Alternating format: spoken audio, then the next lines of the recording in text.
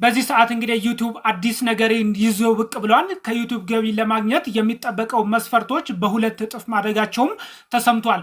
የዩቲዩብ ቪዲዮ ፈጣሪዎች ከማስታወቂያና ከዩቲዩብ ፕሪሚየም ገቢ ማግኘት የሚጀምሩበት የዩቲዩብ ፓርትነር ፕሮግራም መግቢያ እንግዲህ መስፈርቱን በሁለት እጥፍ ማሳደጉ የተነገረ ሲሆን ይህም እንግዲህ ተጠቃሚ መሆን የምትችሉበት አንድ አጭር አማራጭ አለ። እንግዲህ በፈረንጆቹ 2026 ላይ ነን፣ 6 ወር አካባቢ ይቀራል። ከዚህ ቀድማችሁ ይህም ፕሮግራም በበፊቱ ስለሆነ የሚቆጠረው ያንን የምታሟሉ ከሆነ ተጠቃሚ ትሆናላችሁ ማለት ነው። ይህም ከፌብሩዋሪ 1 27 ቀድማችሁ በ26 ውስጥ ማለት ነው ማሟላት የምትችሉ ከሆነ የበፊቶቹ መስፈርቶች ተከፋይ መሆን ትችላላችሁ። ያ የማይቻል ከሆነ ግን በእጥፍ ጨምሯል ማለት ነው። ከዚህ ቀደም 4000 ዎች አወር የነበረው ወደ 8000 ዎች አወር ማደጉን ዩቲዩብ አስታውቋል። እንግዲህ በመደበኛ ረጃጅም ቪዲዮዎች ባለፉት 12 ወራት ውስጥ 8000 የእይታ ሰዓት ወይም ዎች አወር ማሟላት ይጠበቅባቸዋል ሲልም ዩቲዩብ የተናገረ ሲል ይህም እንግዲህ ሊሆን የቻለው ቀደም ሲል ከነበረው 4000 ዎች አወር ወይም የእይታ ሰዓት በእጥፍ አድጎ ወደ 8000 ሆኗል ማለት ነው።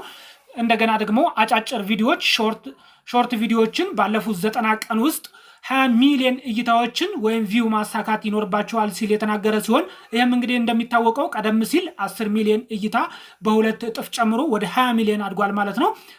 ከዚህ ቀደም 10 ሚሊዮን እይታ ይጠበቅባቸው የነበረው ወደ 20 ሚሊዮን አድጓል ማለት ነው፣ በእጥፍ ማለት ነው። አንድ ነገር ብቻ ያልጨመረው አለ። የተከታይ ወይም የሰብስክራይብ ብዛት 1000 በፊትም 1000 ነው የሚጠይቀው። አሁንም 1000 ሰብስክራይብ እንደዛው ላይ ነው፣ አልተቀየረም።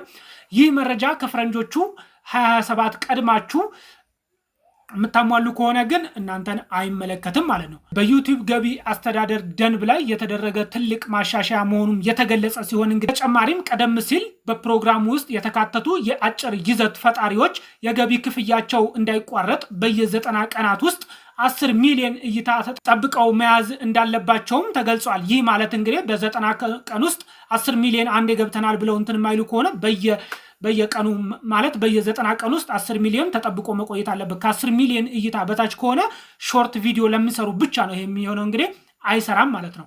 እንግዲህ እንደዚህ አይነት ማሻሻያ ተደርጓል። ወቅታዊና ተአማኝ መረጃዎችን ለማግኘት ቤቱን ሰብስክራይብ ማድረጋችሁን እንዳትረሱ።